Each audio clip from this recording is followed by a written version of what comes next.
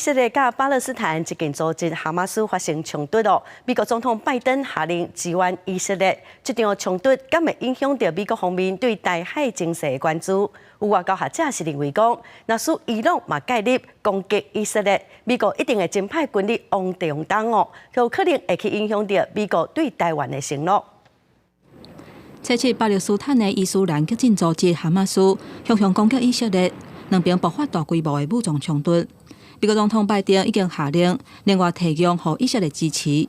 不过，以色列甲巴勒斯坦的冲突，敢会减少美国对台海情势的关心，也引起大家关注。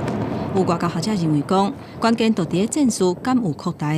对话情况之下，就是力量介入，美国介入。那如果说有这个情况的话，当然什么会影响到美国对台湾的承诺，这是我们最担心的。不过还好，就目前来说，这样的一个情况发生的机会应该不是很大。立场可分析，若演变做以色列甲伊朗开战，美国军力转去波斯湾集合的情形之下，可能会影响到美国对台湾的承诺。不过目前以色列的反击算是真有站在，就是无希望互黎巴嫩真主党甲伊朗有理由介入。李登科嘛表示，习近平无啥可能会趁这个机会对台湾采取行动。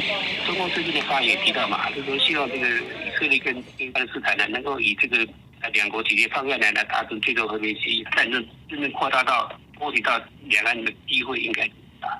美国它是个全球性的那个强权哈，不太可能就是说以色列和巴勒斯坦的那个冲突，然后就把它在其他地方的这个资源通通调过去。中国它想要蠢动目前的那个实力，还有它的内部的状况，这样的机会应该不会太高。